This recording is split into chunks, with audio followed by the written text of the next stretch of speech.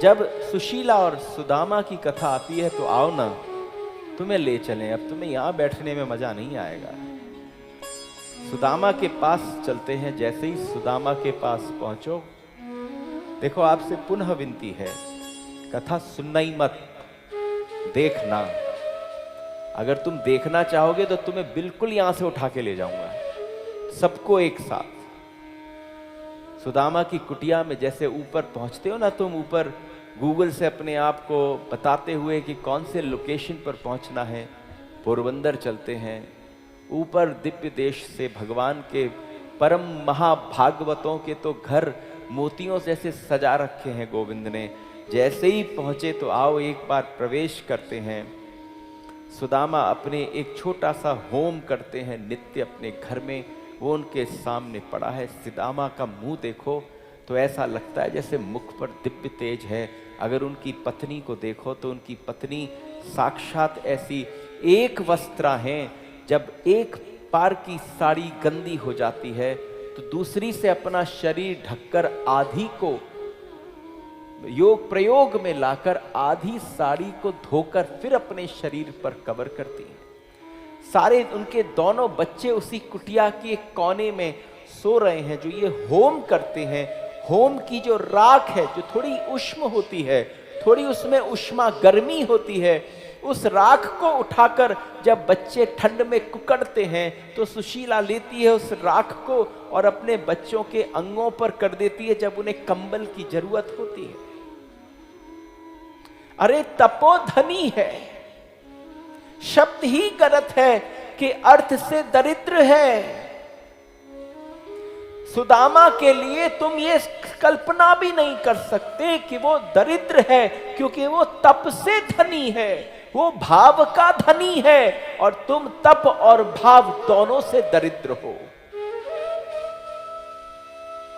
जब वो तप से धनी ब्राह्मण के घर में प्रविष्ट होते हैं तो सारे 6 ऋतु उसके घर के अंदर प्रविष्ट करते हैं। जब बारिश पड़ती है तो जल आता है, सूरज निकलता है तो हर जगह की रोशनी प्रविष्ट करती है, सब कुछ उस कुटिया में प्रविष्ट करता है। आज बच्चे उठ नहीं पा रहे, शरीर में इतनी शक्ति नहीं है। तपोधनी ब्राह्मण के घर पर धन मिले न मिले, संस्कार अवश्य मिले। जैसे ही उस कुटिया के अंदर पहुंचे, वहां पर सुशीला देखी। आज सुशीला से रहा नहीं गया। 3 दिवस तक कहीं से कोई भिक्षा भी नहीं आई। और वो कैसे? उन्होंने प्रतिज्ञा ली है कि हाथ नहीं फैलाऊंगा। तुम छोटी छोटी चीज देने में सोचते हो, आगे करो भैया, हाथ आगे करो। हो सकता है तुम दान देने जा रहे हो और किसी की इच्छा नहीं है हाथ फैलाने की, तुम जबरन उसके आगे हाथ फैलाओ तो तुम समझना भूखा ही चला जाएगा। तुम्हारे शर्म में प्रसाद ले लेगा, कहीं जाके किसी जानवर को खिला देगा। अगर किसी ने निर्णय ले रखा है कि हाथ नहीं पसारूंगा। आज वो सुदामा के पास जब सुशीला आई, सुशीला का मतलब क्या? जिसमें शील भरा पड़ा हो, जिसमें शीलता भरी पड़ी हो। हमारे घरों में शीलता गायब हो गई है। जब वो सुशीला पहुंची और सुशीला ने जाकर कहा, 3 दिन से अन्न नहीं बना, कुछ बना नहीं है, बच्चे उठने में असमर्थ हैं, कहीं से कुछ व्यवस्था कर लो। और देखो, आप बार बार कहते हो कितनी ख्याति है द्वारकानाथ की, आपके परम बचपन के मित्र आपके साथ पड़े हैं। एक बार जाइए ना उनके पास कि सुशीला तू मेरी हालत देखती है। अगर वो मेरी हालत दिखेगा तो सब समझेंगे मैं मांगने आया हूं, पर मैं कृष्ण के पास मांगने नहीं जाना चाहता, देने जाना चाहता। आप समझना, जब इस कथा को श्रवण कर कर आप थोड़ा सा विचार करोगे तो आपको पता चलेगा कि हम सारे के सारे कृष्ण से लेने आते हैं, कृष्ण को क्या देने चाहते हैं। भाव भी नहीं है, भक्ति भी नहीं है। जिस समय पर बहुत मिन्नत करी तो उन्होंने कहा, जाऊं तो भी खाली हाथ कैसे जाऊं, क्या बात करते हो। आज सुशीला ने कहा इतने वर्ष हो गए, पहली बार तो तैयार हुए हैं वहां जाने के लिए, कैसे न कैसे कर कर कुछ करूं कि ये जाएं। जब जाने की तैयारी हुई तो 4 घरों में दौड़ कर गई, 4 अलग अलग प्रकार का तंदुल ले आई।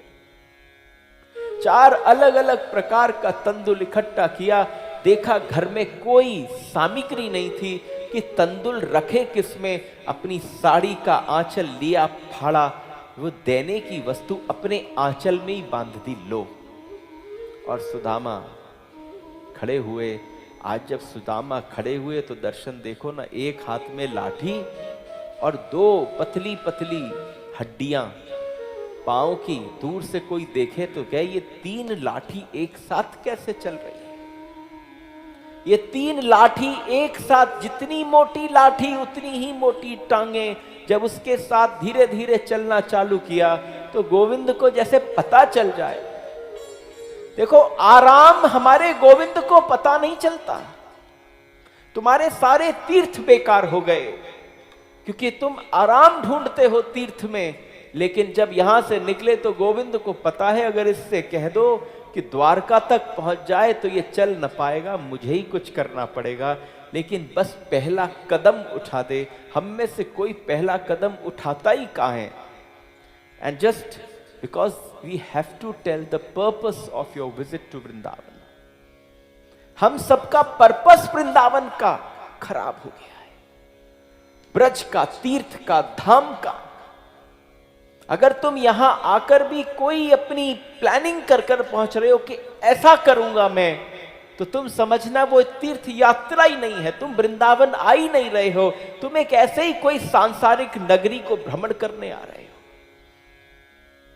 लेकिन जब वो एक उद्देश्य से निकले कि बस कृष्ण के पास जाना है, सीधे ही द्वार पर पहुंच गए, दरवाजे पर पहुंचे तो उनके जो सेवक थे, देखो अब अलग अलग मत हैं टीकाकारों के। टीकाकार क्या कहते हैं? एक ने कहा कि भाई भगवान के यहां पर तो किसी भी द्वार से घुस जाओ, इसलिए उसका नाम द्वारका है। लेकिन किसी ने कहा नहीं, भगवान को लीला रचनी थी, कभी कोई द्वारपाल को आदेश ही नहीं था कि कोई पहुंच जाए, कोई ब्राह्मण हो तो उसको दरवाजे पर रोकना। लेकिन नहीं, आज इन द्वारपालों ने रोका और कहा हाँ भाई कहां जा रहा है? तो सुदामा ने कहा मैं द्वारकाधीश का बड़ा बचपन का मित्र हूं, तुम ध्यान रखना। कोई थोड़ा सा भी कमजोर मित्र बचपन का तुम्हारे घर पर आ जाए तो तुम देखना कि तुम जिस धनवान को सम्मान नहीं दे पाए, उतना सम्मान उसको दे देना, क्योंकि वो शायद तुमसे कुछ लेने नहीं आया, सिर्फ अपने भाव को, अपने वास्तव में शुद्ध प्रेम को तुम्हारे साथ बांटने आया है। जब वो दरवाजे पर पहुंचा और द्वारपालों ने रोका कि क्यों ब्राह्मण काय को मजाक कर रहा है, तेरे मन में कछु इच्छा होगी लेवे की तो हमसे ही ले ले। इस समय पर जैसे किसी ने तमाचा मार दिया हो सुदामा के गाल पर। उसने कहा नहीं भैया, कुछ लेने नहीं आया हूं। भीतर अंदर से कहा सुशीला, इसीलिए तो मैं आता नहीं था। हे सुशीला, तभी तो मैं आता नहीं था, लोग सब सोचेंगे मांगने आया है। उन्होंने बड़े अपने वाणी को गंभीरता से कहकर कहा मांगने नहीं आया हूं, मैं कृष्ण से मिलने आया। जब कहा कि मिलने आया हूं तो किसी तरह से थोड़ी देर उन्होंने कहा कुछ नहीं कहना, कुछ मांगना नहीं, और एक छोटी सी बात करो, तुम अंदर जाओ और जाकर बस खबर कर आओ उसको कि उसका बाल सखा, उसके साथ पढ़ने वाला सुदामा आया है। दोनों मजे से चलते हुए गए। सुदामा बाहर खड़े रहे। कहा कैसे जाता है, कथा कैसी थी? अरे भगवान की कथा में नाम का भी तो देखो कैसा प्रयोग हुआ है, सुदामा। जैसे ही सु पर सुना, दा पर कृष्ण दौड़े, मां पर तो उन्होंने सुदामा को गोदी में उठा लिया। सुदामा। कितनी देर लगी बोलने में? अरे अद्भुत नगरी थी द्वारका। जैसे ही बोला सुदामा, अंदर से उसने बोला, वो जब तक मां बोलता तब तक तो कृष्ण द्वार पर उठा चुके थे गोदी में। उनको भागते देखकर पूरे द्वारका में हलचल मच गई। जितनी दासी, सेवक, पत्नियां आदि सब भाग पड़ी कि ऐसा कौन आया है, आज तक किसी के लिए ऐसे न भागे, नंगे पांव भाग गए। कोई उनकी पगरखा लेकर दौड़ रहा है, कोई उनके गिरते हुए पीतांबर को उठा रहा है, कोई कुछ और कर रहा है। जब चारों तरफ से भागना प्रारंभ हुआ और उन्होंने उठा रखा था गोदी में अपने सुदामा को। अरे कितने दिन बाद आया। मटमैली धोती ने नहीं रोका कृष्ण को गोदी में लेने से सुदामा को। उस दुर्गंध ने नहीं रोका सुदामा को गोदी से कि जिसके शरीर से निकल रही हो। उन्होंने नहीं देखा कि खाल कैसी है, कि चमड़ी कैसी है। उन्होंने नहीं देखा कि किस रथ के ऊपर बैठकर आया। उन्होंने उठा लिया अपने सुदामा को, क्योंकि सुदामा के साथ जो समय बिताया था वो बड़ा विलक्षण था। जैसे ही गोदी में उठाकर नीचे रखा, अपने दूसरे व्यक्ति के हाथ से पीतांबर को खींचा, देखा कि कहीं कारपेट नहीं बिछा है। जब मेरे यहाँ बड़े बड़े राजा आते हैं द्वारकाधीश में तो रेड कारपेट पर स्वागत होता है, लेकिन आज सुदामा आया है, अपना पीतांबर बिछा दिया। इस पर चलकर आओ। एक रानी से कहा पुष्प निकालो। वेणी में उसके जितने गुथे हुए पुष्प थे उनको निकाल लिया, उसकी वेणी खुल गई। अब उसका अपनी पत्नी के सौंदर्य को सुदामा के चरणों में लुटा दिया। दूसरी से कहा खड़ी क्या हो, हाथ में लेकर जो जल है उसकी व्यवस्था करो। चारों तरफ से पुष्प वृष्टि होने लगी, जयकारा होने लगा। सुदामा को आश्चर्य और उम्मीद नहीं थी कि ऐसा स्वागत कृष्ण की द्वारका में होगा। ले जाकर अपने रथ पर बैठा दिया, रथ पर बैठाकर नीचे बैठ गए और उसके हाथ को, उसके अपने हाथों से उसके चरणों को जैसे ही नीचे से देखा तो उसमें कांटे लगे हुए थे। अगर तुम दर्शन कर पाओ, कितनी लंबी यात्रा करके आया था। एक स्वागत और सम्मान, एक भाव और एक प्रेम की अवस्था में जैसे ही चरणों के नीचे हाथ फेरना प्रारंभ किया तो कृष्ण के हाथ में जो कांटे चुभे, उसी समय रुक्मिणी, सत्यभामा, लक्ष्मणा, भद्रा आदि सब ने देखा। दौड़ के इधर उधर भागने लगी कि निकालने का प्रबंध करना चाहिए। कृष्ण ने उठाए चरण अपने कंधे पर रखे और हल्के से मुड़कर अपने दांतों से एक एक कर कर कांटे निकालने चालू कर दिए। कल्पना के परे था। जैसे ही निकाले उतनी देर में आए, जल का परात लेके आई, जलों से उसको बड़े प्रेम से उसके चरणों को धोया। बहुत लंबा सफर करके आया है, आओ कक्ष में चलते हैं। तो उसी समय किसी ने बोला कौन सा कक्ष खोले, कि कक्ष कौन सा खुलेगा, कक्ष खुलेगा जिसमें मैं रहता हूं, उस कक्ष को खोलो। उस कक्ष के भीतर पहुंचे हमारे साक्षात सुदामा शैया पर बैठे। और बताओ क्या चल रहा है, भाभी कैसी हैं, बच्चे कैसे हैं। अरे तुम्हारे बात के ढंग में अगर पता चल जाए कि तुम सामने वाले सुदामा को नाप तोल रहे हो, कृष्ण को सुदामा के मन में होगा वैभव देखकर। सारी पत्नियां कहना मान रही हैं, एक एक आदमी नजरों से, इशारों से भाग दौड़ कर रहा है। समझ में नहीं आया कि करे तो करे क्या। वहां बैठा था, एकदम उन्होंने कहा ऐसा असंभव है कि मेरी भाभी ने तुझे भेजा हो और कुछ न दिया हो, बता क्या लाया है मेरे।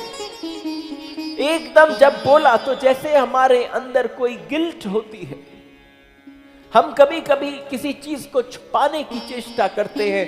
बगल में पोटली दबी थी, एकदम हाथ यूं हो गया तो हमारे गोविंद समझ गए जय की बगल में ही कछू घुसो भयो पड़ो है। उन्होंने कहा दिखाना, थोड़ा हाथ को कर। इतना नाजुक था कि कृष्ण कस के करते तो टूट जाता। बड़े प्रेम से हिलाने की चेष्टा करी उस हाथ को, लेकिन नहीं मान रहे थे, दिखाना नहीं चाहते थे। सारी रानियां खड़ी थी, हम भी देखे हमारी भाभी ने हमारे लिए क्या भेजा है, निकालो। अब लगा कि कोई रुक नहीं पाएगा, उस हाथ को हल्का सा उठाया। जैसे ही उठाया तो नीचे से पोटली गिर पड़ी। उस पोटली को पकड़ा और जब उस पोटली को खोला तो गोविंद को उसमें तंदुल नहीं दिखे। अरे गोविंद को उसमें तंदुल नहीं दिखे, उसमें अपने सखा की कुटिया दिखी और राख से लिपटे हुए अपने दोनों भतीजे दिखे।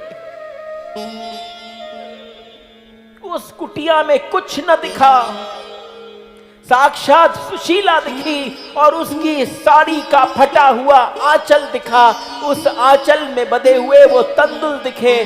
जब वो तंदुल दिखे तो कृष्ण अपने आंसुओं को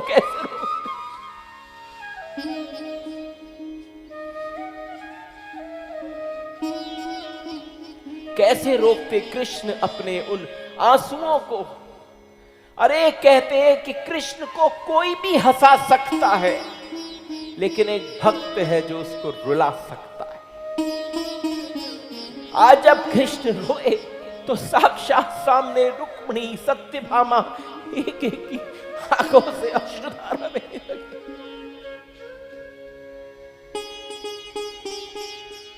एक एक भाव से जैसे वो भूमि बिल्कुल भिन्न हो गई हो। उन्होंने उसी समय अपनी एक मुट्ठी भरी और मुंह में डाली, दूसरी भरी और मुंह में डाली। पहली मुट्ठी प्रतीक था कि पूरा जितना द्वारका का वैभव है आज से सुदामा का, और उसके बाद दूसरी मुट्ठी भरी और दूसरी मुट्ठी भरते ही कह दिया कि अब पूरी त्रिलोकी का वैभव सुदामा का। लेकिन जैसे ही तीसरी भरी, जैसा कहा जाता है कि हमारी रुक्मिणी देवी ने कहा नहीं तो फिर से मुझे दासी बनकर सुदामा के घर में रहना पड़ेगा, आइए ना इस महाप्रसाद को हम आपस में बांट लेते हैं। सारी पत्नियों ने छोटे छोटे तंदुल उठाए, अपने मुख में डाले, और मुख में डालने के पश्चात जब वहां पर खूब सेवा हुई, सब हुई, तो जैसे भाई कोई तुम्हारे यहाँ मित्र आए और मित्र आके तुमसे कहे, इतना प्रेम, इतना सम्मान पाने के बाद तुम कहो क्या करें। अरे 15 अगर आज के 15 दिन बाद जाना चाहता हूं तो आज से बोलना चालू करना पड़ेगा। कहीं तुम्हें बहुत प्रेम मिल रहा हो और तुम उनके घर पर रहने जाओ और वो तुम्हें जाने ही न दें, तुम्हारी अटैची छुपा दें, तो तुम्हारे मन में करेगा देखो कितना प्रेम है, ये हमारे को जाने ही नहीं दे रहे। तो जितनी बार ऐसा हो, ऐसे ही होता था ना। तो जैसे ही कहा कि हम जाना चाहते हैं, तो उन्होंने कहा इतना प्रेम कर रहा है, सब इतना सम्मान कर रहे हैं, आज से बोलना चालू करूंगा तो कहीं हफ्ता 10 दिन में मेरे को जाने की अनुमति देगा कृष्ण। तो आज हमारे जब गोविंद ने उन्हें स्नान आदि कराकर तैयार किया, तो अपनी अलमारी, जैसे जिसको आप अंग्रेजी में वार्डरोब बोलते हो, वो खोल दिया, जाओ कुछ भी पहन लो। बड़ा सुंदर पीतांबर धारण किया। जब सब पा लिया, प्रसाद हो गया, सब तैयारी हो गई, तो हमारे गोविंद से आज सुदामा ने कहा, हे गोविंद अब हम चलें, मिल लिए, तुम्हें देख लिया, सब आनंद आया, सबको आशीर्वाद दे दिया, मेरा एक बात को मन है, बस अब मैं चलूं। तो एक्सपेक्टेशन कुछ और थी कि कृष्ण रोकेंगे, तो कृष्ण ने कहा ठीक है, कब जाना है बताओ। अरे बड़ा धक्का सा लगा कि इतना प्रेम कर रहा था और एक पल में ही कह दिया ठीक है जाओ। यही तो वो कृष्ण है, यही तो उसकी स्पॉन्टेनिटी है, यही तो उनकी विलक्षणता है कि अगला कदम क्या होगा, अगला वचन क्या होगा, तुम उसके विषय में कुछ सोच नहीं सकते। तो उसने कहा अच्छा जाऊं? हाँ बिल्कुल, हो गया, और कितने दिन रहोगे? जैसे ही कहा कितने दिन रहोगे, तो वो चले उठे, तो अभी निकल जाएं। हाँ हाँ, थोड़ा बहुत प्रसाद बांध देते, अरे रुक्मिणी जरा प्रसाद बांध दो, सुदामा जा रहा है। उन्हें विश्वास ही नहीं हुआ कि मुझे इतनी जल्दी छोड़ दिया जाएगा। जैसे ही निकलने लगे, उन्होंने कहा अरे सुदामा सुनो सुनो, हमारा पीतांबर तो उतार जाओ, है हमारा पीतांबर भी लेके जा रहे हो। तो उन्होंने अपनी तरफ देखा कि इतना सम्मान हुआ, घर पे जाकर बच्चों को दिखाता कि देखो तुम्हारे चाचा ने क्या दिया, ये तो अपना पीतांबर भी मांग रहा है। तो वो अंदर कक्ष में गए। अब समझना अभी क्या घटा था, एकदम क्या घटा। कक्ष में गए, पीछे कृष्ण खड़े थे, फटी हुई धोती को लेकर हाथ में, हे सुदामा जाइए पहनिए। विश्वास नहीं हुआ। मन की, अगर आपको सुदामा के मन के अंदर ले जाऊं तो सुदामा क्या सोच रहा था? अच्छा है पर थोड़ा लोभी है, मतलब इतना धन है, इतना स्वर्ण है, फिर भी एक पीतांबर पे भी कह रहा है कि उतार के जाओ। तो उन्होंने उतारा। उतारने के बाद उन्होंने अपनी फटी धोती पहनी, और फटी धोती पहनकर जब जाने लगे तो भगवान ने योग माया से कहा बड़े आनंद से इनको पहुंचा दो। और रुक्मणी सत्यभामा तो गुस्से में लाल है रही, नाक फूल रही, अभी जान दो तब बताऊंगी, तुम्हारी पूजा तो तब होगी जब एक बार जो सुदामा निकल जाए। इधर सुदामा निकला और पकड़ लिया सत्यभामा ने, तुम पे एक पीतांबर ना दियो गयो। हमारे गोविंद ने कहा रुक जाओ, मुझे पता है तुम सबके मन में उठ रही होगी बात, पर तुम्हें पता है वहां मैंने अपनी भाभी को त्रिलोकी का वैभव दे दिया।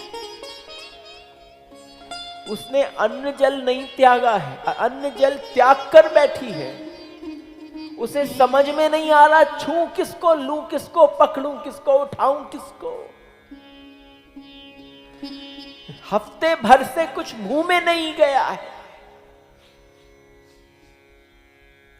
पतिव्रता स्त्री है, कुछ स्पर्श भी नहीं कर रही है। और अगर ये यहां से जाए हफ्ते 10 दिन बाद तो पीछे कोई बचेगा नहीं, इसलिए तो मैंने इसको आज भेजा। और इसका पीतांबर क्यों उतार लिया? इसलिए कि देखो पीतांबर पहनकर तो ये सुदामा लगता ही नहीं है, वो ये पहचान न पाए, पहचान पाए कि उसी का पति है। और जब वापस पीछे पहुंचे, पहुंचने के बाद वहां पर उन्होंने कहा ले वाह, हमारे द्वारका नाथ ने हमारा पीतांबर मां उतरवा लियो और कुटिया यहां कोई और ले गयो।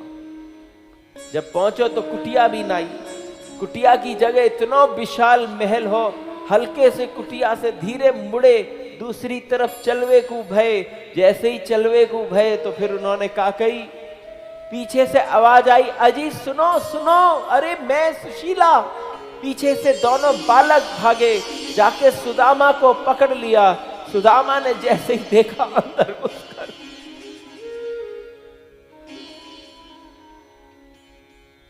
द्वारका भी कुछ नहीं था। पूरे महल में घूमे, रोते रहे। सुशीला ने कहा रो क्यों रहे हो? उन्होंने कहा तू नहीं समझ पाएगी, मुझे क्या पता था, रास्ते भर गाली देते आया हूं, एक पीतांबर उतार लिया, पर मुझे क्या पता था त्रिलोकी का वैभव यहां छूट गया था। उन्होंने कहा पर चलो ना, अब उन्होंने सब दिया है तो उसको भोगो। उन्होंने कहा भोगू कैसे, मेरे गोविंद का प्रसाद है मेरी फटी धोती, अब ये जीवन पर्यंत नहीं उतरेगी, यही धारण कर कर अब मैं रहूंगा। मेरे गोविंद का प्रसाद है, पीतांबर उतरवा कर ये धारण कराया। अरे इसका मतलब क्या है कि तुम्हारे पास कुछ भी हो जाए, तुम अपना स्वरूप, अपना स्वभाव, अपनी जो तुम हो उसको मत खोना। हम सबसे पहले वो खोते हैं, थोड़ा सा आ जाए। तुम समझना, राधा रमन जी के मंदिर में हम दिन रात देखते हैं, तुम सबको कितना दिया, लेकिन देने के बाद जब तुमने गोविंद के मंदिर में जाकर अपनी 2 उंगलियों के बीच में 100 रुपल्ली, 500 रुपल्ली या 2000 रुपल्ली के नोट को दिखाकर, हिलाकर भगवान के आगे छोड़ा, तो उसने तुम्हें दिया, तुम्हारा सम्मान बढ़ा, तुमने उसको दिया, उसका सम्मान उतार कर अर्पण किया। उतार कर तुमने अर्पण किया, तो वो जब गोविंद तुमसे कुछ लेगा तो तुम किससे शिकायत करोगे? कर ही नहीं सकते। आज जब उसको दिया तो जाकर रोज साधना में रहे, उस भोग ने दिया, बालकों के लिए, साक्षात सुशीला के लिए, लेकिन जो दिया था कृष्ण ने सुदामा को, वो सुदामा के पास था। तो इसलिए श्रीमद् भागवत की कथा में जब समाधि लगती है, उस अवस्था को देखकर, कृष्ण की कृपा को देखकर, ये कथा कोई सखा आदि भाव की नहीं है, कृष्ण की कृपा की है।